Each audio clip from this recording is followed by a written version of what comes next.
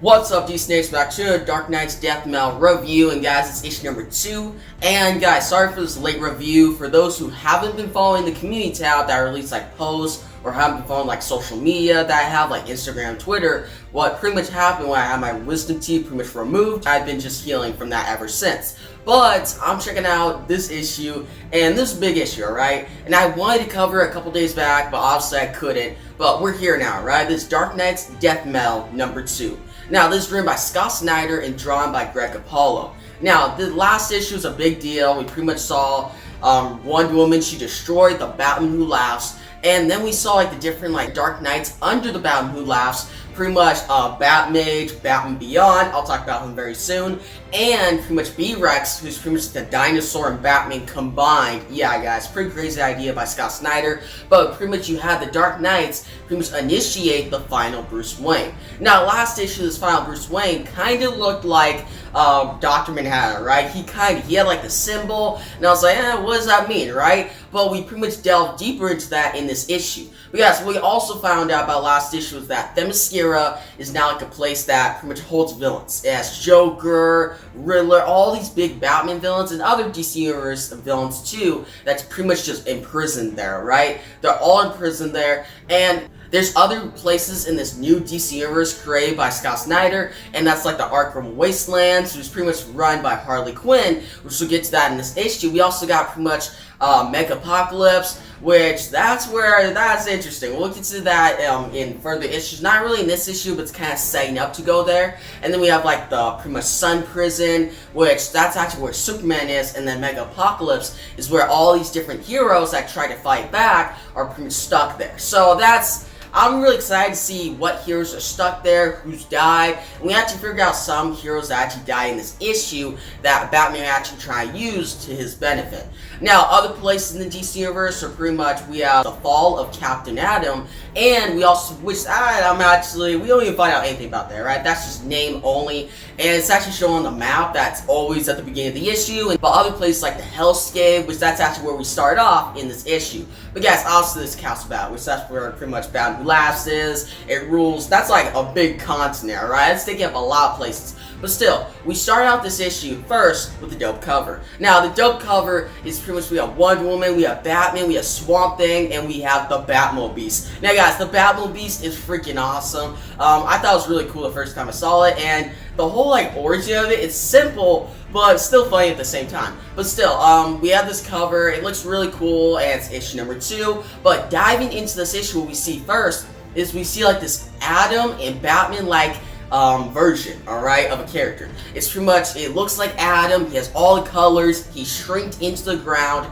and he's pretty much going through like weeds and stuff in this hellscape, and this hellscape is actually Washington DC, nobody's there, it's pretty much like an empty area anyway. But still, we have this version of like an evil Batman who's working for Batman Who Laughs, and he has like a bat symbol, and he's calling into Castle Bat. He's like, Batman Who Laughs, I'm looking for Wonder Woman, I'm looking for Wally, and that's actually something I forgot in this intro. Wally was actually rescued by Wonder Woman last issue. And guys, you know Wally pretty much had the power of Dr. Manhattan, but we found out in that flash forward pretty much series, it was like a 6-issue series, he came Dr. Manhattan. Well, he didn't become Dr. Manhattan, but he got the power of it, he got the Mobius chair, he went from pretty much dying in Heroes in Crisis, which bad move by Tom King, to get all this power and working with the Tempest. With the Tempest is pretty much like, he helps out the universe, he watches over reality to see if it gets like messed up, or pretty much the dark multiverse take over.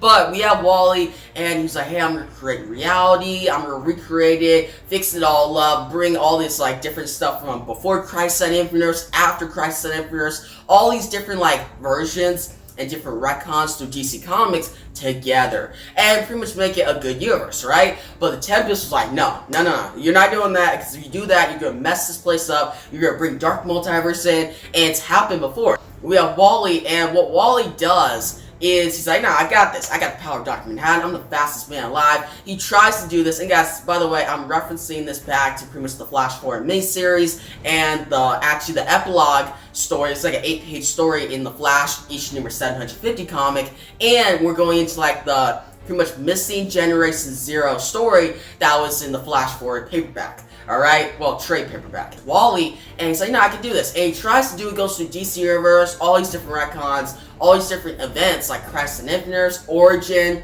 from pretty much New 52 Justice League.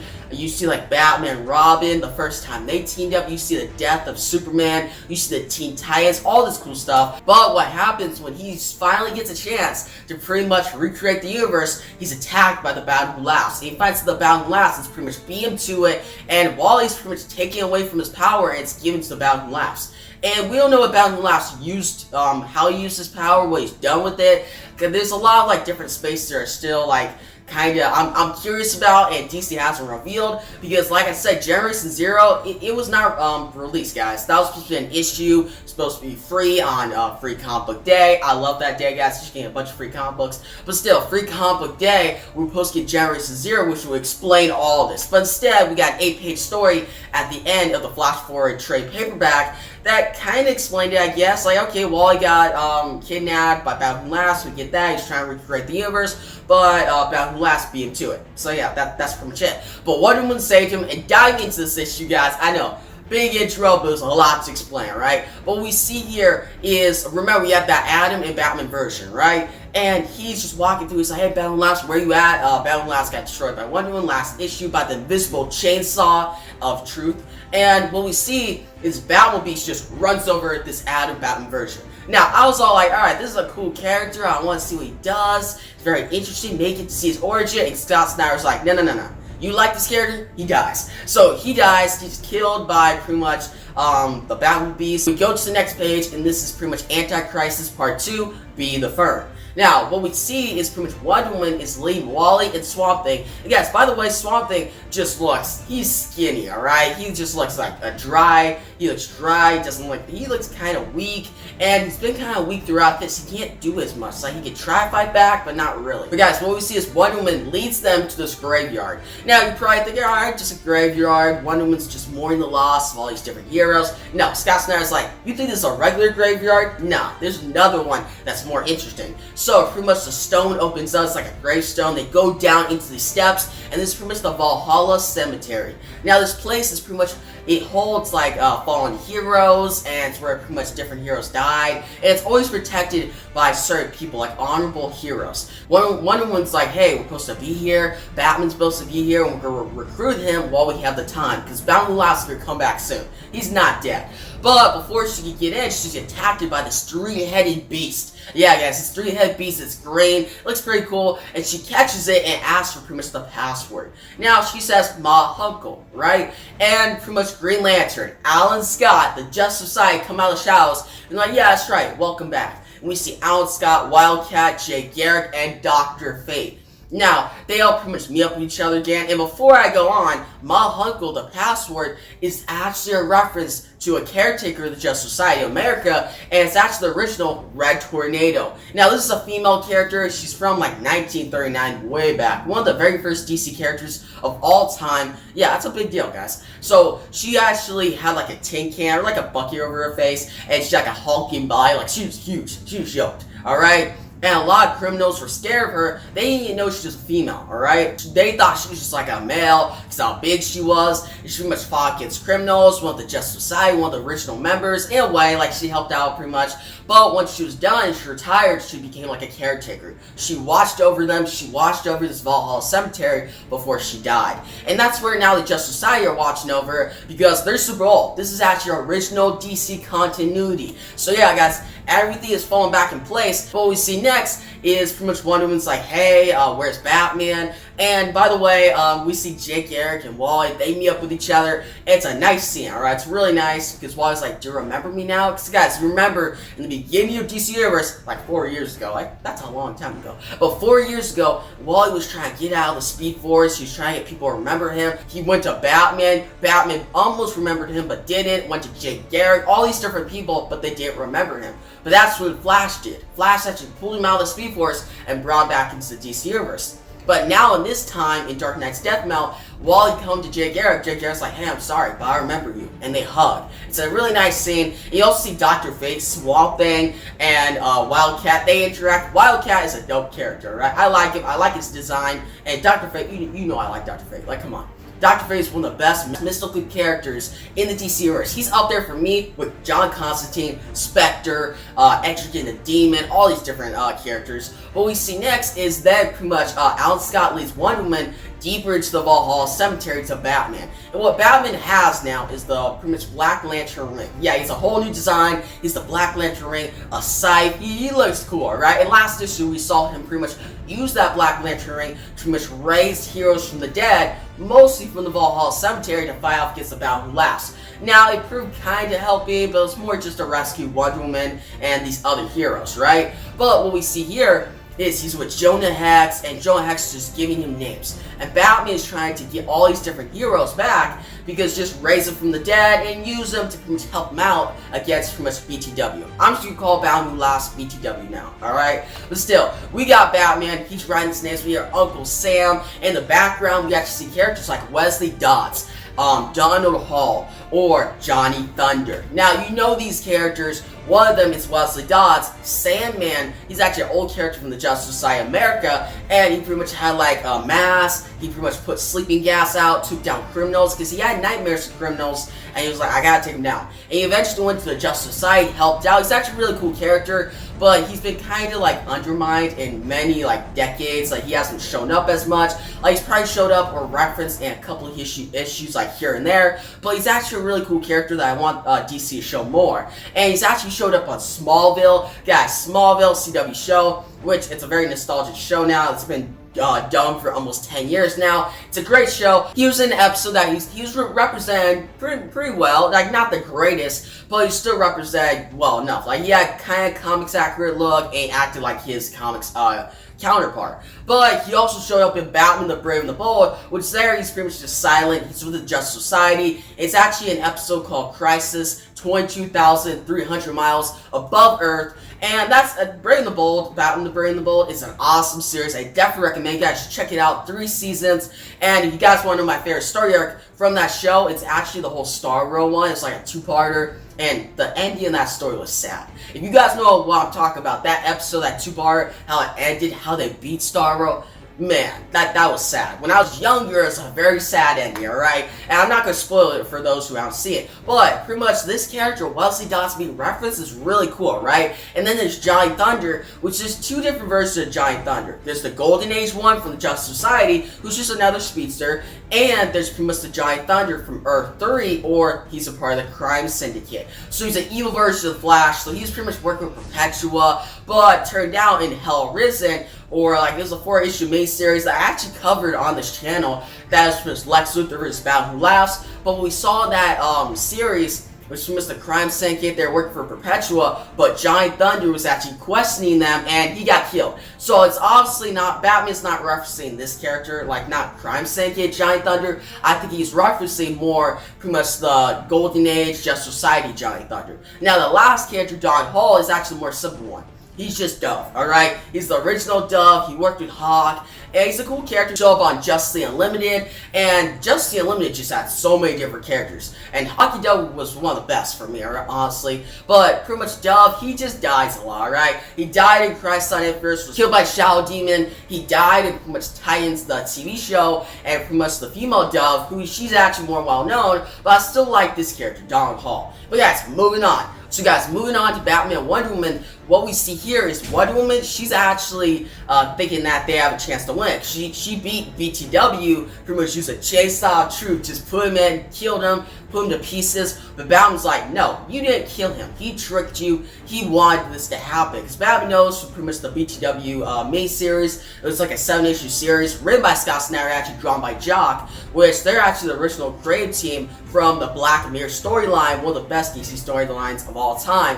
But what we see here is pretty much Batman's telling Wonder Woman that, hey, Batman Who Laughs, he is not to be messed with. Like BTW, he is pretty much, he always tries to think, oh, you may kill him, but then he comes back. And Batman's like, we've done this before. We thought we could beat the Dark Multiverse, beat Barbados. We went to extreme lengths, went to like the World Forge, we pretty much used 10th Metal to fight off against Barbados, but all we did was open up the source wall and cause new threats, actually more greater threats, to come at us. Like, we had Lex Luthor pretty much team up with the Mother of the Universe, Perpetua, and she's slowly taking over, and BTW's now teamed up with her, and Battle's like, that just caused things to go worse. So what do you think doing this, killing the Batman last, will make it better? It didn't.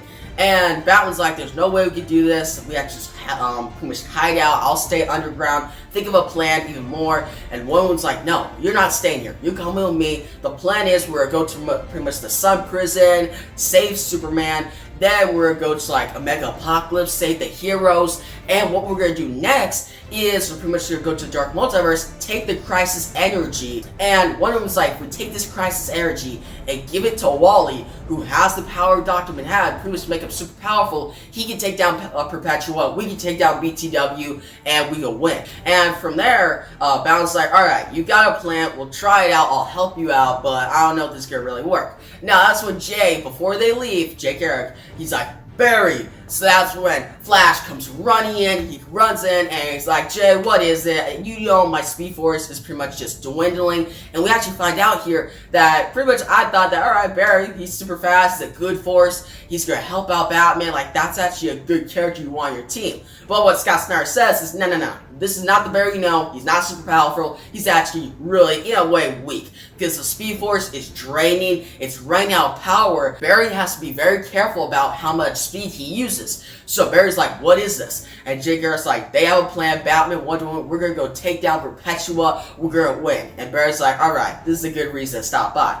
Now, we shift away from the heroes to Castle Bat. Now, what we see here is we see these three Alfreds. Yeah, these three Alfreds, like a fat one, a skinny one, and another one. And you see the three different Dark Knights, like the Bat Mage, who he's pretty much like, he has like a robe and stuff. He looks pretty cool, not the best one. But we also have B-Rex, and B-Rex just staying there, he's not doing that much. And then we also have Batman Beyond from the Dark Multiverse. Now, I thought this was pretty cool, because guys, you were actually telling me in the last video, my last Death Metal video, that hey, that version of this like Batman kind of looks like Batman Beyond, but with reverse colors. Like the red is in the spot of the black, and black is in the spot of the red.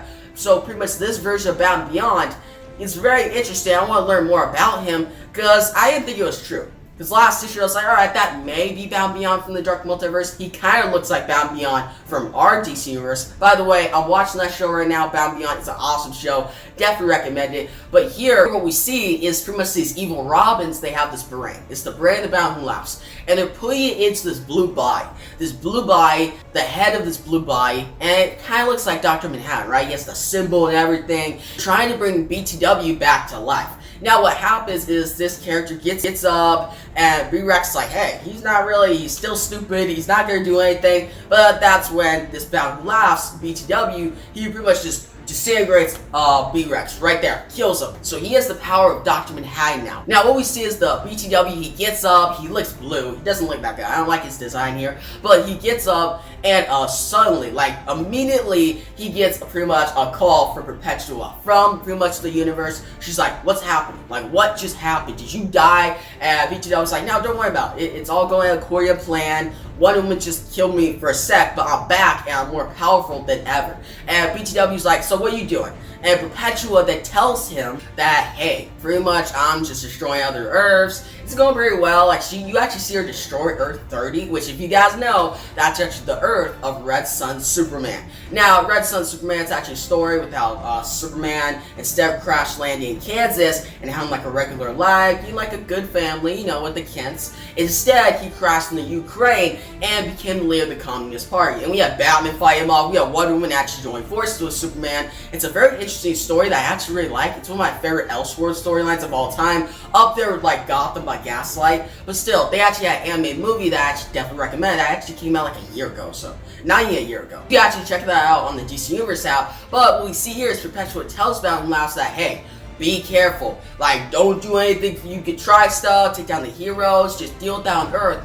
But try not to mess with the universe that much, because there's actually other beings like me that are going to come for us if you keep doing that. Which, when I heard that, I was like, what? And it's some like a reference, like they're called the Hands or something like that, which is very vague, alright? It doesn't really tell that much. But the fact that there's other beings as powerful as Perpetua, that they may show up in the storyline, I'm wondering, like, what's their look, what's their design, who are they, how powerful are they? Like, they're all say as powerful as Perpetua, but maybe they're more powerful. Like, that'd be crazy. And I know that Scott Snyder, he just do a lot of crazy things, and just the reference of this in this little line. A lot of people could just read this line and be like, alright, whatever. But me reading this line, I'm like, Scott Snyder is playing something big, alright? But what we see next is BTW pretty much gets off, pretty much to call Perpetua, and he goes to the Dark Knights. The Dark Knight's like, hey, we're here to serve you. And BTW's like, nah, I don't really trust you. So he just Warshacks them, kills them right there. So the same way that Dr. Manhattan pretty much killed Warshak, much just disintegrating him. That's what BTW does to these Dark Knights, which kind of sucks, because I kind of want to see the origins of these characters, especially the Bound Beyond from the Dark Multiverse, which I think we're getting those origins in the Legend of the Dark Knight, like, tie-in issue, but still, I want to see more of them. Like, we barely got to see them. Like, yeah, we see them, like, certainly Bound Last, but nothing for them standalone. Like, nothing that, alright, this is really developing their characters. Just look, design, and kind of theories. That's it. But still, they get Rorschach, and that's when BTW goes to this Robin. And this Robin, BTW's like, tell me about yourself. And Robin tells him, some whispers in his ear. We actually don't even hear. Like, Scott Snyder just keeps it a secret, and BTW's like, oh, okay, so you're kind of like me. I need somebody that's loyal to me in this times, in this, like, what he's trying to do. And what BTW tells is, you'll be my Robin King. So he pretty much anoints him as his big, like, right-hand man. It was very interesting. I'm hoping to see, like, a better design, though. Because right now, this Robin just looks like a regular evil Robin. But we see BTW, and he actually tells this Robin that, I know that the heroes are planning to pretty much go against me and take me down. I know what they're doing. And I'm gonna beat them, like I am. And he's like, you see these different images, like Wonder Woman and Wally going. But what you also see is pretty much Lobo somewhere, which I'll get back to that soon. We saw Lobo last issue. I actually didn't know what he was doing. It was on one page, but all that page was last issue number 1, was just saying that, okay, Doomsday Clock is in canon. It was like a really tricky way to say it, but I pretty much found that out after making the video for my last video. But still, we have Lobo, he's there, and it's actually, I have a theory that actually factors in with that certain image, and actually the next page. But BTW tells Robin King that I'm no longer be this form. I'm no longer be this terrible blue form. I hate that form. I don't like the design. Instead, I'm gonna become the Darkest Knight. You see him just fully shadowed. He's a big smile. He looks creepy, creepier than ever, right? He looks bad. Like, I'm like, man, I would not want to be in the same room as this guy. But still, he turns into this. But what I'm thinking now is, okay, he's undead, right? He got killed by Wonder Woman. And he's pretty much, he has like this new energy, and he's different, right? But if he's undead, couldn't Batman use his Black Lantern ring to pretty much control him? Because if he could actually control the undead, wouldn't he be able to control BTW, therefore get him to their side in a way, can control him and use him against Perpetua? Like, that'd be very interesting. And Lobo, that image that I was talking about, what is he doing there? Like, you see all the other characters doing different things, that makes sense. Like, alright, they're going to different planets, I know those planets. But this, it looks very, like, ambiguous. Like, Lobo is somewhere just looking for something, and I wonder what he's looking for. So, maybe he's looking for some kind of substance that can help, and Batman using the Black Lantern ring to control BTW. We'll find out, but I think it's an interesting theory. I'd like to know your guys' thoughts on it in the comment section below. Now we shift, and we actually see pretty much Arkham Wastelands. They're going through. We see Barry, he's running. We see Batman, and we see Harley, which Harley's the leader of this Arkham Wastelands, so obviously she would help them out. We have Wonder Woman, and we also have Jonah Hex. So they're going to this place, and Batman's actually leading them to like a certain area that he has like certain toys that he can use in their fight against all like Perpetua and their whole plan. Now they get there, but the person guarding it has like a gun. He looks like a regular guy. I'm like, what is this guy doing still alive? With all this big stuff happening, heroes dying, and this guy's just chilling in Arkham Wastelands he's just protecting a certain place and he's still alive? Like, I don't get that. Still, he gets eaten alive by one of Harley's hyenas, Yeah, one of Harley's hyenas actually kills this guy. They get inside and immediately they're pretty much met by the evil Batman. I'm like, whoa, these guys are back to life? No, they're not. Scott Snyder's like, oh, you thought we're bringing those guys back. You thought you were bringing some of the best characters from Dark Knight's Metal, Red Death, Dawnbreaker. Nah, that's not happening. Even Devastator. I was like so excited, but instead they're actually pretty much recreations of these characters by Toyman, and they're pretty much protecting something in this like place, this area that Batman's trying to get to. So Batman tells them to stand down, which he may use these guys in the fight against Perpetual, but I barely doubt it. They're more just to protect something that they're trying to get to, and what they're trying to get to is a Megazord version of Superman, Wonder Woman, and Batman. Now guys, remember Dark Knight's Metal, actually issue number 1, we saw a Megazord actually created by Toyman, and this Megazord is pretty cool, I liked it, but this one is just super powerful and even bigger, like 10 times bigger. It looks kind of weird, you have pretty much makeup on this thing. It's like Superman, Batman, and Wonder Woman combined. It looks cool, but weird at the same time. Now, these heroes get in, and they take off to Mega Apocalypse. And that's how the issue ends. So they're gonna go do that. It's gonna be very cool. But what I'm most excited about is to see Superman. Because Superman's look on issue number 1's cover looks dope, and I want to see more of him. Because Batman and Wonder Woman, they've been awesome this issue. But Superman, we haven't, this series. But Superman, we haven't seen that much. And he's protecting something, and he's on the Sun Prison or Mega Apocalypse. One of the two, I don't really know, but we'll find out next issue. But guys, overall, this issue was awesome, alright? It was a great issue. Scott Snyder's writing was on par with his last issue. I actually kind of think this issue was better. I just like all the revelations, like Dr. Manhattan, Batman Who Laughs, also like pretty much the ending, like the Megazord, and just all these different characters showing up. And all the different references, right? Like Ma Huckle, Johnny Quick, Wesley Dodds, Donald Hall, all those different references just make the issue better. I just like that stuff in these big events. But guys, Greg Capullo, you already know, he has awesome art, great artwork, some of the best artwork I've seen anything from him, alright? He had great artwork in the Batman New 52 series, Dark Knight's Metal, but this is some of the best I've seen, alright? Because he's working overtime trying to make it the best, and I really appreciate that from him and Scott Snyder. But guys, overall, I'm going to give this issue a 9.7 out of 10. I definitely recommend it. It's an awesome series. I'm excited for next issue. It looks like next issue is actually focused on more Superman, because the cover literally shows Superman. It literally has Superman ready to go, so that's going to be really cool. But guys, in the comments below, tell me about this issue. Did you love it? Did you hate it? Tell me all your theories on everything. Tell me your thoughts on my theories too. Like, you think they're true, or you think they're just kind of like, alright, you think you kind of just like searching for theories. No, I'm actually thinking about this stuff. I actually read this issue like multiple times, because I had the time to. Like, I have been making videos, and it's just like reading this again over and over, I just saw different other stuff that I wouldn't have if I just read it one time. But still, tell me all your thoughts and theories in the comments below, and guys, like the video, give a big thumbs up, you should make subscribe to my next Dark Knight's Death Metal video. And guys, I'll have the next video out early, obviously. I always get my videos out early, just this certain time. I had my wisdom teeth pulled, and I wasn't able to make videos, but I'm back now, and I'm excited to make a bunch of videos. So stay tuned. But guys, thanks for watching, and peace out.